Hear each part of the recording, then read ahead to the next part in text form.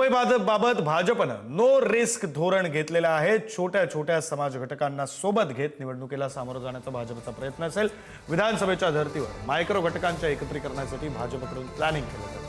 विविध समाज आणि संघटनांचे मेळावे घेत संवाद साधण्यावर भाजपनं भर दिलाय। आज भंडारी समाज आणि रेल्वे प्रवासी भजन मंडळ मेळावा, तर येत्या काळात इतर समाज मेळावे घेतले जाणार आहेत। या संदर्भातली अधिकची माहिती देत आहेत प्रतिनिधी सुशांत सावंत। सुशांत, आपण जर बघितलं असेल तर विधानसभा निवडणुकीच्या दरम्यान भाजपनं छोटे छोटे मेळावे घेतले होते विविध घटकांना एकत्रित आणण्यासाठी। अर्थात आता पालिका निवडणुकीसाठी देखील भाजपनं हीच रणनीती आखलेली आहे।